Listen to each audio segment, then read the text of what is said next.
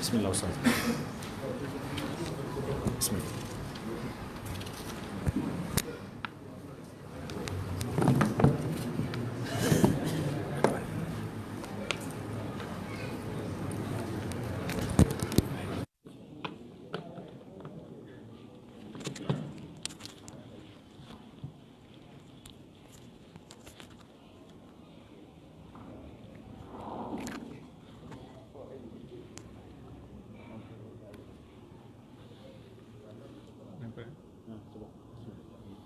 بسم الله الرحمن الرحيم.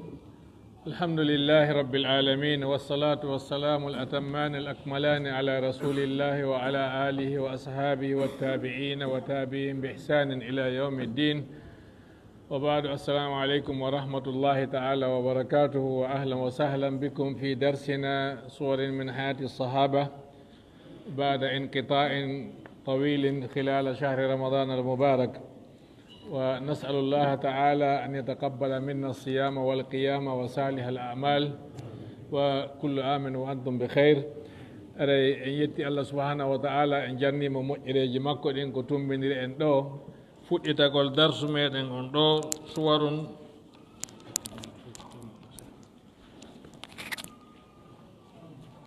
صور من حياة الصحابة. موتوك الحمد لله رب العالمين.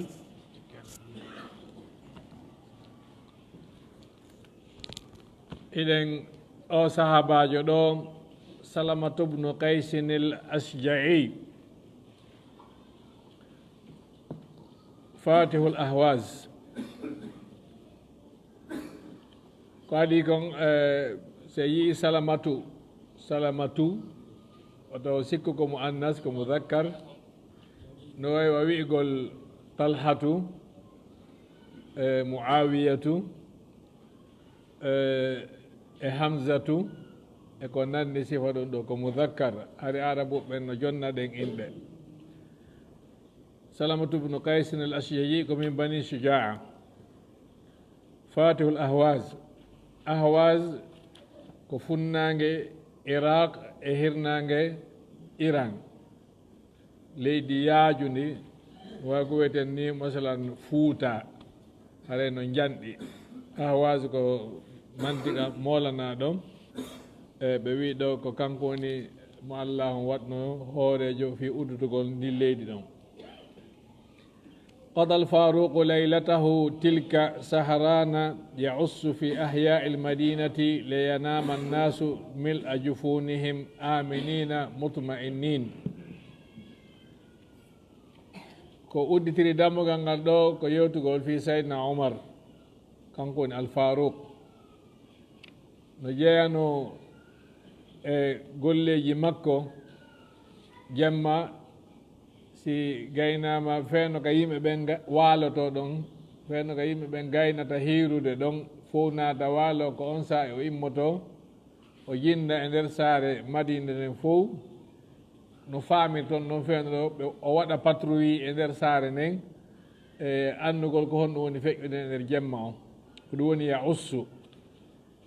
yaussu si innama haray ko assaharu fi lleyli wal hirasa. kala innaɗo asas haray ko jamɓo ma ko golle waɗeteɗe ɗen jemma, aynugol jemma. Seydina Omar jemma be jemma o immotono o jinda ka saare Madina e nder quartier ji ɗen toon fi yo anndu no saare nden fewndori jemma. ɗum si tawi bonɗo wawata wadde hay hunde ka saare ɗon, si koɗo kadi ari o annde koɗo ari, o annde honno koɗo ɗo heɓirta ka weera. ko wona noon piiji ɓuuri qissaji no woodi fi ko battani mum ko waɗano kon. وكان خلال تطوافه بين الدور والأسواق يستعرض في ذهنه الأمجاد من صحابة رسول الله صلى الله عليه وسلم ليعقد لواحد منهم الراية على الجيش الذاهب لفتح الأهواز. إنركو جندة كون علي نعلك حق لمكو يمسوب إندرك حق لمكو دوكو هم بوني jambaroɓe kelɗuɓe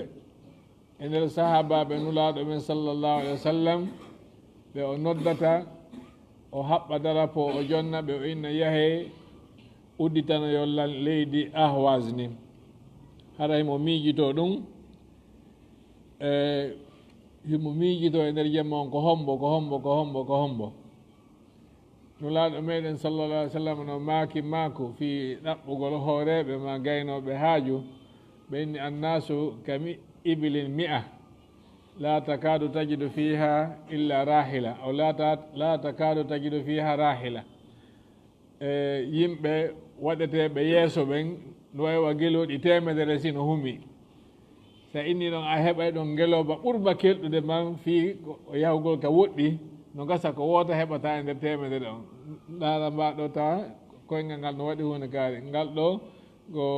yitire nden ngal ɗo ko ɓaawo ngo ngal ɗo ko dande nde ngal ɗo ko ɗum ɗo ngal ha tawat hande kadi geloɗi ɗin fof fayda yiyata to noon ko noon kadi waɗi si hewti fi innugol hoorejo gaynowo haaju haɗa jama on no ɗuuɗi kono a ndaara ha ndaara oɗo ta ella on no woodi ndaara oɗo ella on no woodi kada an heɓirta so enna Oumar no halfina laamagol leydi ndin ɓe o ndaara gaynoɓe yo noon hari mo miijitode toujours ko homɓe waɗanta ɗum ثم ما لبث أن هتف قائلا ظفرت به نعم ظفرت به إن شاء الله ender ko miijitoɗo ko ɗum o waɗi hito mi anndi ko hombo mi anndimo mi heɓimo mi faalano on inchallah kanko tum ولما طلع عليه الصباح دعا سلمة بن قيس الأشجعي وقال له غير ويتي بيم ونودي سلمة بن قيس ويمو إني وليتك على الجيش المتوجه إلى الأهواز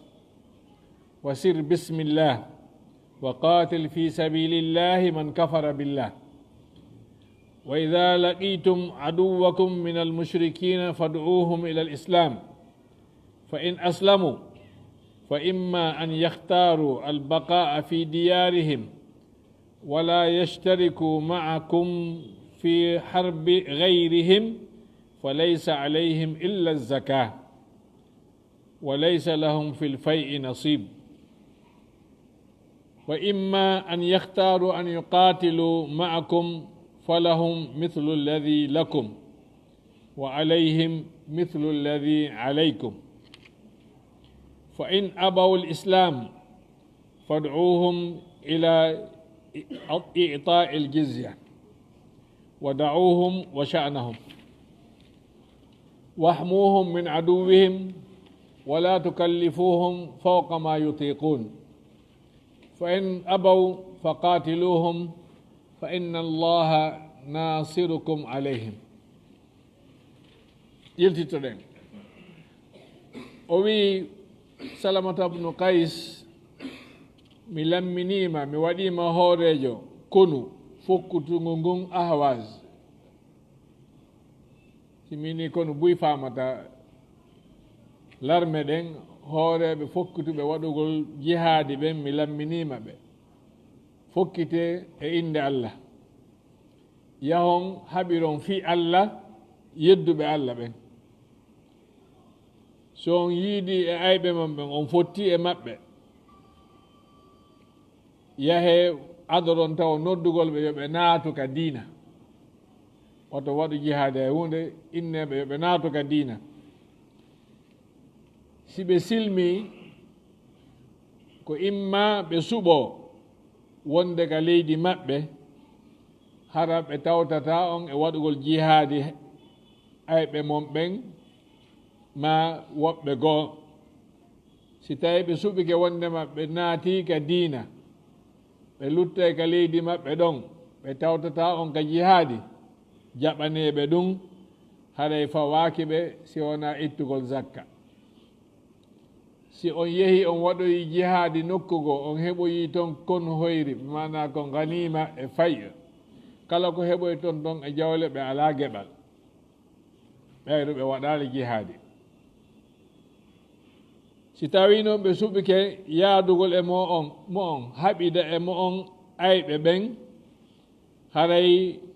hiɓe mari geɓal ber geɓal ko wonɗon heɓude kon onon no waɗɗiɓe e farillaji ko waɗɗi on kon bima'ana ɓe yahay jihaadi si goɗɗum heɓike ɓe yeɗete berko wona ɗon yeɗede kon ɓe naati ka diina ɓe waɗi jihaadi hiɗon fota ter ɓe naati ka diina ɓe waɗali jihaadi ko heɓi kon ka jihaadi ko onon jeeyi kamɓe fawaki ɓe siwona zakka si ɓe jaɓali naatugol ka diina l'islam inneɓe awa joni yoɓe ittu ko innete kon jizya mana sagalle ɓe jonna on si ɓe jonni on sagalle ɗen tertuɗo ɗon ɓe e ko ɓe jokki kon hiwonɓe e ayɓe maɓɓe ɓen hara on fawali ɓe e golleji ma jawle ɓuri ko ɓe wawata ronditade kon si ɓe jaɓali natude ka diina ɓe jaɓali yoɓude jizya sagalle on tuma haɓeɓe si on haɓiɓe allahu subhanahu wa taala on foolinayi on e maɓɓe wa ida tahassanu bihisn hubba talabu minkum an yanzilu ala hukmi llahi wa rasulihi fala taqbalu minhum dhalik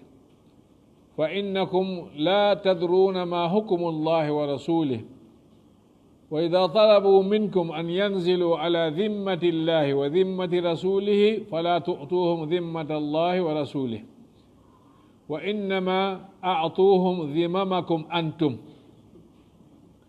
fa idha dhafirtum fil qitali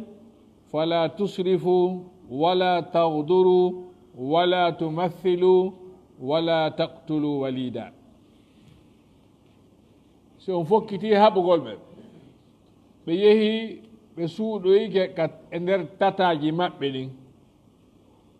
on tumari ko tataji darnete saare ɓe saare no mari tata saare nden fof naada nder ɗon tata on soke goɗɗo ƴawata goɗɗo tufata ɗin tataji joni noon si ɓe naati ka nder tataji maɓɓe ɓenni joni tigi tigi min faalaka yen haɓu yewten famodiren joni min jaɓa wonde e ley ñawore allah e nulaɗo allah nden o inni wato jaɓanɓe ɗum ɗon few wondema ɓe wona e ley ñawore allah e nulaɗo saabu on anda kon ɗum allah e nulaɗo ñawata e maɓɓe si ɓe inni joni ɓe jippoto e hoore wongol ɗoftagol sabu teddingol allah e nulaɗo ɗum ɗon kadi waton jonnuɓe jonneɓe mana garanti mon onon wonɓe haɓude ɓen wona joni garanti allah e nulaɗo so inni joni garanti allah e nulaɗo si on firtoyi ɗon no wodani on ko boni joni inne awa ko haldigal hakkude meɗen e mo on hakkude men amen menen julɓe ɓen hakkude mon onon heferɓe ɓe wona hakkude mon e allah e nulaɗo si tawi noon ɗum ɗon kadi waɗali on nangi piirugol on wawiɓe ka guere gafirtum bihi bi mana on wawiɓe fala tusrifu awa ton feƴƴintin warugol ngol wona yon warude so on wawi nange woton ɗuɗɗin warete ɓen sina hawrodiraɗo woton waru luttuɓe ɓen nangeɓe jogoɗon ɓe wala tawduru wata on janfo kadi woton haldigal nunna noon ɓe janfoyoɗon firton ko nunnuno ɗon kon waton kadi huccutuɗo dogi waton jokkutumo waroyonmo hare woni janfa mo dogi hare oɗo faalaka haɓude hande kadi kala doguɗo o faalaka piirude on no wona yo waɗe hay hunde wala tumathilu kadi si on wari goɗɗo waton aru kadi taƴi ton ɓandu makko ndun tamsil iɗon andi ko argol fijira fure on tigi on taƴa tere nder ton ma tufa tufito ma waɗa ɗum ɗo fijirgol fure on ɗum ɗo gasata fure on si o maayi wata hunde meme e makko hande kadi ɓayro o maayi hay hondu makko mematake fure on ko acce no woniri ɗon noon wala taqtulu walidan waton waru kadi fayɓe ɓen waratake jihadi on fayɓe ɓen waratake فقال سلمة سمعا وطاعة يا أمير المؤمنين منني مجبي فودعه عمر بحرارة سيدنا عمر وين ندري مكة هوري no wuliri mana hana mo be mabbe no faala tigi faala ka seedure o hakke ma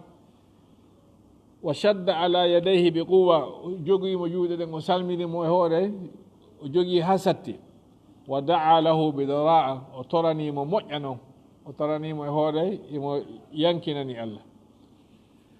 فلقد كان يقدر ضخامة المهمة التي ألقاها على آتقه وآتق جنوده سيدنا عمر no anduno ha ka tiiɗi ɗe golle ɗe o halfini o waɗi ɗe e daande o salamata bunu kaysi ɗo e daaɗe konu ngu o wonni ngun ko yimɓe seeɗaɓe woni yaade haɓoya leydi yaagol haɓoya leydi wona de yimɓe e yimɓe ton ko konu e konu ko yimɓe konu woni yaade haɓoya leydi no ndi fotata noon hare ɗum no tiiɗi ذلك لأن الأهواز منطقة جبلية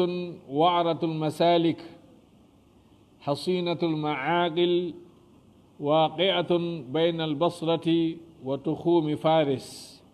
يسكنها قوم أشداء من الأكراد كون ودي ليدي أهواز كو ليدي بل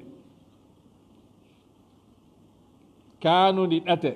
يعني متو نيادة فلو ولا يادة لا ولا هبر هو فلو كدي هبه مري تتاجي كبه ناتا هيوا هوري مابbe hara goddo wata tawde be der ton dum non hakkunde basra feeno do basra iraq e nder leydi farisi nin kadi tonin ton de ka funnange no hodi ton kadi yimɓe andiraɓe doole e cemme fi gere ɗum ko ɓe kurduɓe ɓen akrad ɗo kurdu ɗon andude ha joni tarika maɓɓe on ɗo joni honno e dalan siri ɗo ha joni ɓe ɗon ko wiyete ɓen akrad ولم يكن للمسلمين بد من فتحها أو السيطرة عليها ليحموا ظهورهم من هجمات الفرس على البصرة ويمنعوهم من اتخاذها ميدانا لجنودهم فتتعرض سلامة العراق وأمنه للخطر هذه جلب بين ناتي العراق يوتين في القادسية إنها واند إكونان نسيبا دين جون جلب بين بهتي بصرة hiɓe ɗon joni noon toni basra toon ko ayɓe maɓɓe woni toon mana ka gere ka laamu ka politique wona ya ar ha takko gañoma on darna ɗon suudu inna a hoɗay takko gañoma on o liɓaydu sa ari noon a ƴetti saare tawi saare hikkunde ɗon nden ko ayɓe ma woni ɗon ɓe aroyeɓe jaɓita saare nde joni ko ya eto dirna ayɓe ma ɓen takko saare ma nden fewɓe yaha toni joni si tawi basra hisay be ahwas uddite be julɓe ɓen hetta ahwas fiyo basra hisu be julɓe ɓen hetta ahwas fiyo iraq ɓutti ko on tuma ɓe inne a joni fokkitanen al ahwas sen hendiki ahwas hara iraq en hetti iraq hande kadi goɗɗo wata dartade e nder iraq مضى سلمة بن قيس على رأس جيشه الغازي في سبيل الله وفكتي كانكو كنغون في وضع الجهاد غير أنهم ما كادوا يتوغلون قليلا في أرض الأهواز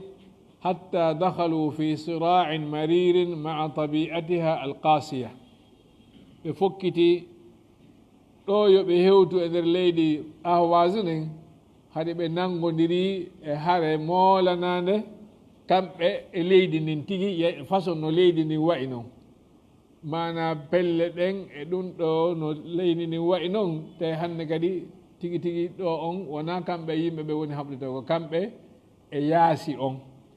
si neɗɗo iwi e yaasi o yeehi e yaasi tawi ɗi nanda ɗo yo o wowtu on yaasi ɗon hara o soñjike mo iwi ka jangol o yeehi e nguleydi ma o iwi e nguleydi o yeehi e jangol ma mo iwi e honno wedalan sahara e désert ka jaareni woni o yeehi ka pelle ma ka di e woni ma ka dunkiji woni haray no sattani mo faqad tafiqa aljeyshu yuani min jibaliha annakhirati wa huwa mus'idun wa yukabidu min mustanqa'atiha almawbu'ati wa huwa mushilun si ɓe fokkiti ƴawgol ko pelle mettuɗe ƴawde si ɓe hewti ayneji hiɓe mbaɗi toon dunkiji ɗin fof no mari honno weddalan nokkeli ka annduɗa no mari nawnaje molanaɗe ka sonsoli wona ko kulloy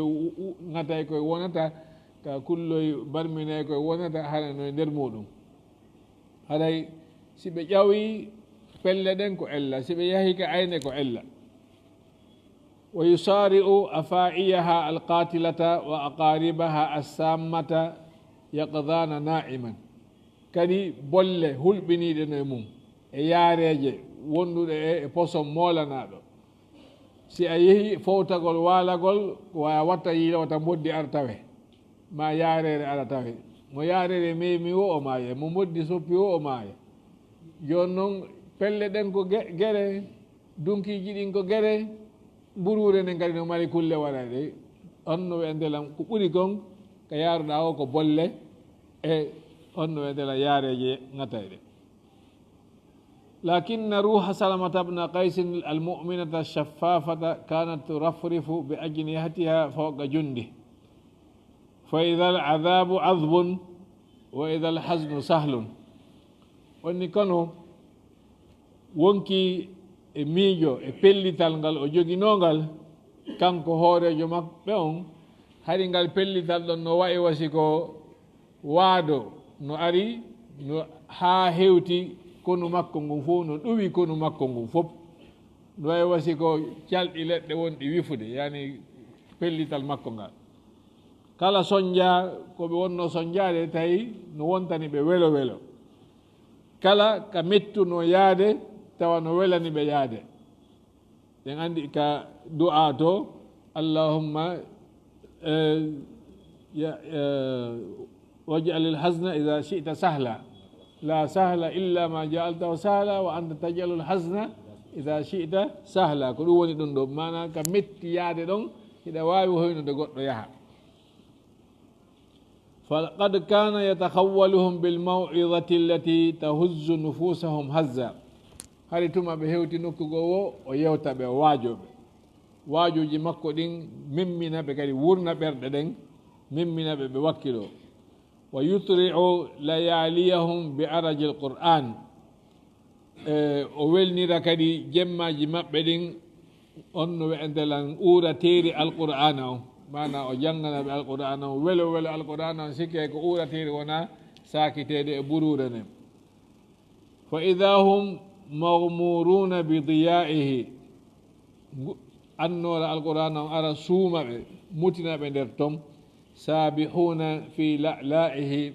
hiɓe fubbade e nder jalbendi alqur'ana on nasuna ma massahum min ana'in wa nasab ɓe yejjita kala ko heɓi ɓe e sattede e ronkere adna on no serti faalaga woɗɗume kono ɓota mi yejjitoy so a yiɗo joni fijoɓe ballon ɓen a taway ko kellugol ngol e yimugol ngol e tappugol piiji ɗin ko ɗum ɗo woni ɓe ɓeydude wakkilade fi haysi on tigui ronki o tawa yo wakkilo kadi tawde ko ɓeyano woola to no coobamo o ɓeyda wakkilade ɓe sahabaɓe ɗo kamɓe haɗi ko o alqur'ana ɗo e ɗi waajuji ɗo si waajama ɓe wakkilo ɓe yewte fi aljanna ɓe yewte fi moƴƴireji aljanna ɓe yewte fi ɗiɗo ɓe inne ɓe wakkilo fiwata aljanna fuuto ɓe janngani alqur'ana ɓe tawa no weli ɓe ɓeyda wakkilade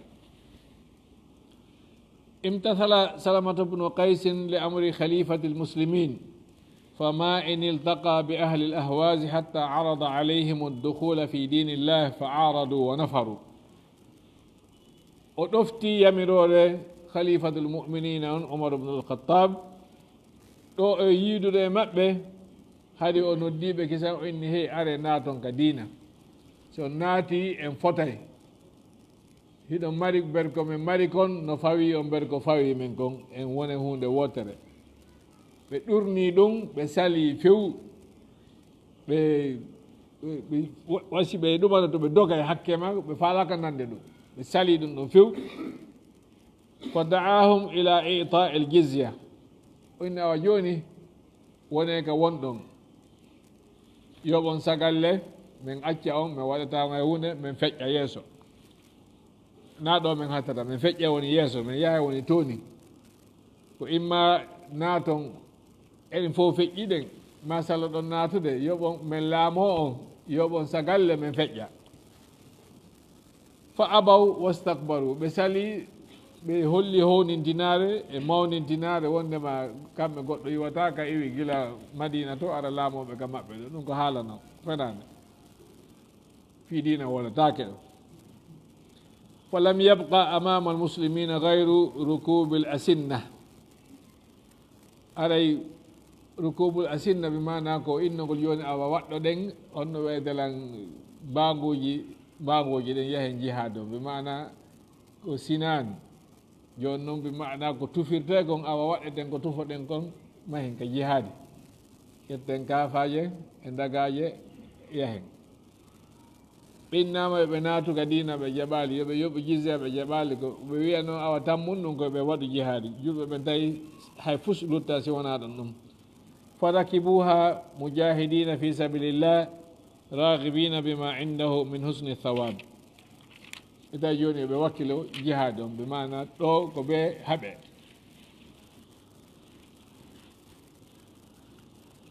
darat almaariku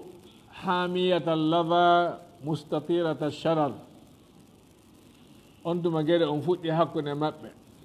e yewtino guereji ɗin hanki e hande wona gotum guereji ɗin si tawi no woɗɗodira wono 50 métre on tuma haari ko fampagol si hewti wono métre wono sappo ma ko jaasi ɗum on tuma ko mbaguji ɗi ɗo on tigui woni ferade yaho wono 10 métre 15 métre maximum jungo ma ngo ber ko dole ma ɗen hatti ɗo o si ɓaɗodirama ha lutti métre ɗiɗi hande kadi ko kaafa kam hande kadi ko kaafaji ɗen joni noon si kaafaji ɗen nanggodirama ko ɓalli wona soppede ko ɓalli wona soppidirede haray ɓe waɗi janɗe koɓe hiwira koye maɓɓe ɗen kono e sa'i goo jon dole en si hewti en janɗe nafata onni gueɗe on fuɗɗi hamiyata lada ko yiite ngen yani no wuli kat mustatira yani no sikke ko pette yiite woni sakitade yaha sunna cenɗe ɗe fof mana ko yiiɗa o ɗiɗo no darodiriɗa no piireɗa woɓɓe no piireɗa woɓɓe no piireɗa kan no piire tum no piire nokkele ɗi fof wa abda fiha alfariqani min durubi albasalati ma lam tashhad lahu alhurubu nadiran illa fi lqalili nadir cenɗe ɗen ɗiɗi noon julɓe ɓen wo heferɓe ɓen wo mo ɓe maɓɓe holli wakkilare fi gueɗe on moƴƴa e wawgol gueɗe e muññagol gueɗe o innete albasil albasala yani ko wakkilagol hara hulata dogata kadi liɓatake ko ɓe e mum maɓɓe sengo ɓe sengo holli sifa ɗum ko tawɗa guereji boyi yiyaali sifa mum sina guereji seeɗaji cuucal e wakkilare e piiro hulɓinigo ko waɗi nden ñande kon guereji boyi sifa ɗum waɗali wakkilare e cuucal ko ɓen no waɗi kon thumma ma labithat an injalat almaariku an nasrin mu'azzarin lilmu'minina almujahidina li ila'i kalimatillah wa hazimatin munkaratin lilmushrikina a'da'illah ko ɗon piira ha nde gueɗe on ɗanoytono ma nde hentinotono in jala ɓe mana ko minal jala ko hentinagol andi wona ka wonne ha piirede ɗon ko leydi donc no hara nduggu no immade moƴƴa si nduggu ngu immike awa ɓeyna si nduggu ngun helti mana nduggu ngun ɗanike hande kadi noon ko on tuma yi'inirte kan homboni an kadi ko an homboni ko hombo maayi ko hombo barmi ko hombo waali ko hombo ɗari ka ɗum ɗon gasoyta ɗon ka gueɗe on ɗanoyto ɗon tawi tigi tigi on julɓe ɓe fooli kamɓe yahuɓe fi ɓantugol konngol Allah subhanahu wa ta'ala tawi heferɓe ɓen ɓe foolama ولما وضعت الحرب أوزارها بادر سلامة بن قيس إلى قسمة الغنائم بين جنوده أيلو جري أن غسي فيو مايبه سراما barmu ɓe ñawdama jawdi ko herfeɓe ɓe jogino kon fo mooɓidirte jawle ɗe mooɓidirte ɗum ɗon innete ganima no winne kadi fayo si mooɓidirama ko sendete ɗum wa'lamu annama ghanimtum min shay'in fa anna lillahi khumsahu haɗay koye fecce joyi feccere goo ɗum ɗo ko nulaɗo fi miskinɓe ɓen ki nulaɗo e miskinɓe ɓen ɗiya pecce nayyi luttuɗe ɗe sendite wona ɓe waɗuɓe jihade ɓen marnoɗo puccu on ɗo waɗane pecce geɓe tati tawnumo mara puccu ko kañum ko daragol piira on ɗo waɗane geɓal on tuma o sendi joni noon ɓayru si o sendi koko inneteno joni ko nulaɗo e ɗum ɗo haara ɗum ɗo koye naɓe ka baytul mali koye naɓe ka khalifa on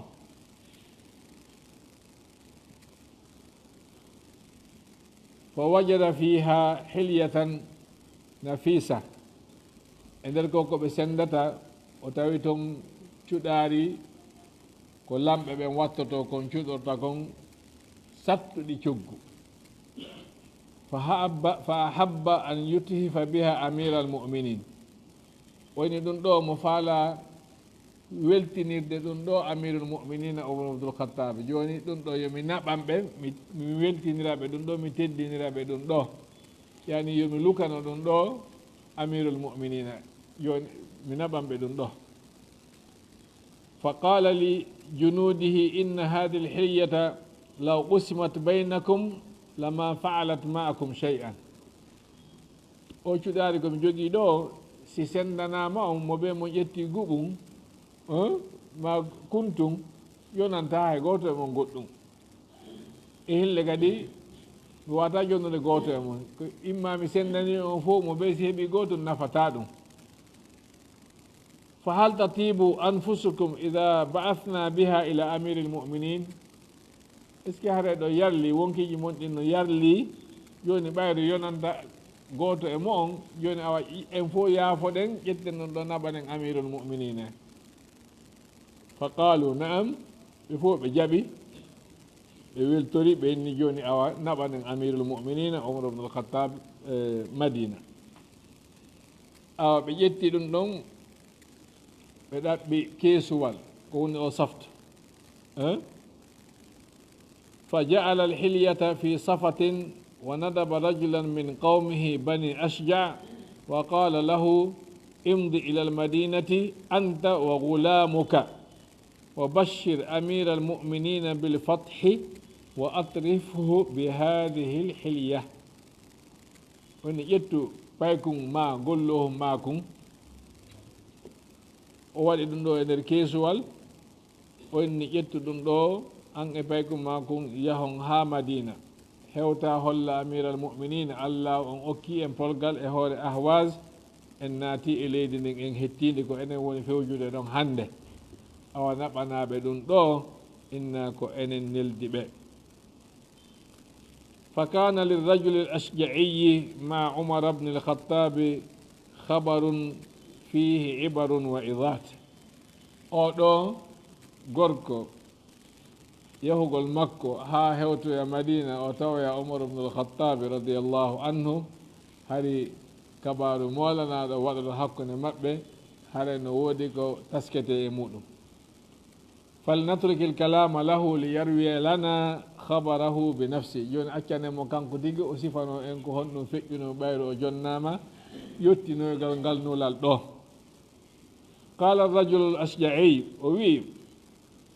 madaytu ana wa gulami ila al-Basra min e suka an on min immi ma gollowo an on boydijo an on mi yehi ha basra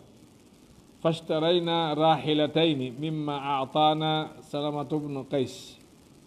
wa awqarnahuma zada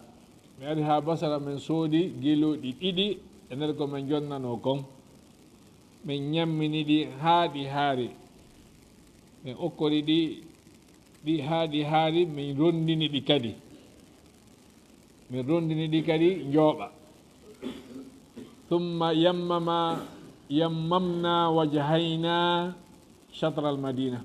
on tuma min fewtiri yaagol madina min fokkitani madina falamma balagnaha min hewti madina nashattu amira almuminina mi landi fi amiri almuminin فوجدته واقفا يغدي المسلمين وهو متكئ على عصاه كما يصنع الراعي بأري متاوي أمير المؤمنين نداري نيامين دي جول ببن هما توغوري توغور دو مكو نون وانو أينو وورتا نون مانا مبارك توغور دو مكو إمو جندا وكان يدور على القصاء وهو يقول لغلامه يرفع زد هؤلاء لحما يرفع زد هؤلاء خبزا يرفع زد هؤلاء مرقا وإن هذه وضع تنبلي سيدنا عمر نجندر كيون هون ويتلان تقر مكون ثم إن سكا مكو ويتل يرفع قلو مكو بيدو تيو o feƴƴa ɗon o yaha ina ɓeyɗan ɓeyɗo biriidi o feƴƴa ɓeyɗo ina ɓeyɗan ɓeyɗo suppu on yani maafe on ɓeyɗan ɓeyɗo maafe imo kippude no jama on ñaamira falamma aqbaltu alayhi qala ijlis ɓeyɗo mi ari ha mi hewtimo o wi jooɗo fa jalastu fi adna nnas mi jooɗi ga ɓurɓe ɓadade lamɓen fa quddima liya ta'amu fa akaltu ɓe addani lan ko mi ñaami فلما فرغ الناس من طعامهم قال ارفع قصاءك وإني يرفع يتو ميرانجي ثم مدى وفكتي فتبعته من جكمو فلما دخل داره استأذنت عليه فأذن لي بيرو هيوتي قال مكو مثال مني ميلاندي دونغاني دي ناتوغول ونيوناني لا فإذا هو جالس على رقعة من شعر معنى متيه موجودي غروم يعني هوري غروم موجينرا كون ليبيني معنى ندادو دي ko laddi ko anduda wonɗo no wawi heɓde sifa mum on sa'i ɗon muttaki'un ala wisadatayn min jildin mahshuwatayn lifan himo soɓɓindi e ngawluji ɗiɗi moƴƴiniraɗi guri no waɗa nder ton haako e piiji ɗumanne ha heewi ko enen ɗon o soɓɓini mum fa taraha li ihdahuma fa jalastu alayha on tuma o ƴetti gotum e ɗin no ɗiɗi o jonnilan on tuma mi jooɗi e mum wa ida khalfahu sitrun faltafata nahwa sitri wa qala ya umma kulthum gada'ana o naari tawi ɓaawo makko no ɗon rido o ndaari ga ɓaawo rido ton o inni umma kulsum addan men soƴƴaari ni fa qultu fi nafsi mada asa an yakuna ta'amu amiri lmuminina alladi khassa bihi nafsah mi wooli miijiki san no gasa ko honɗo nge ñaamete lanɗo marani hoore mum ko honɗo nge ñaamete oɗo maranta hoore mum فناولته خبزة بزيت عليها ملح لم يدق وأدني مبريد والنبان هنو وإنتلان هاي أناك هاداتي لن ولا يمو فالتفت إلي وقال كل وانتو وداري وإني نعمي كل نعمو امتثلت وأكلت قليلا من جبي بدفتي من نعمي سيدة وأكل هو تنكو نعمي فما رأيت أحدا أحسن منه أكلا يالي بوت مو وود نعمو قول لبانغول ثم قال اسكونا أدنى منكم يرى فجاءوه بقدح فيه شراب من سويق الشعير mana on mbahe ko ɗum duufa yewra waɗa ɗuma waɗa honno wentelan yarete sifa ono kaabisi nima ko nande sifa mum yani ko ɓuuri jasude kon kala ka yiiɗon arabu woli e sha'ir aray ɓe acci ɗon ko ɓuuri forude kon ko qamhu ɓuuri forude donc patron ɓeɓen ko qamhu ñamata donc miskin ɓeɓen ko sha'ir no wewa sa hawtidiri joni maaro e mbahe ka meɗen mbahe on ko ɗum woni sha'ir maaro kon ko ɗum ɗon wonata qamhu ɗon andino hakkude defanaɗo mbahe e defanaɗo maaro ko honɗum mo ɓe filloyto si hooti fa qala aatu rajula awalan fa atawni ɓenni okkore gorko on taw ɓe okkorila fa akastu lqadaha fa sharibtu minhu qalilan id kana sawiqi atyaba minhu wa ajwad woni sifa min komi wowi yarde kon ka amin ka an tawi no weeli ɓuuri ɗum ɗo no weeli ɓuuri ko ɓe ɓannani lanɗo mi yari seeɗa mi jonniti ثumma akadahu fa shariba minhu hatta rawiya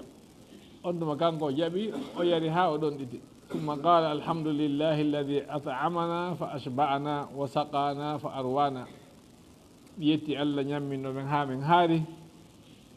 yarnuɗo ɓen ha min ɗon ɗiti inda dhalika iltafattu ilayhi wa qultu ji'tuka bi risalatin ya amira almuminin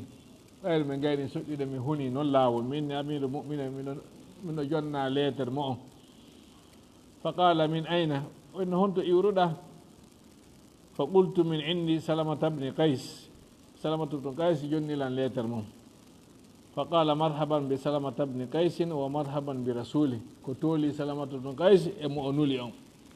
haddithni an jeyshi lmuslimin ko honno acciɗɗa kono julɓe ɓen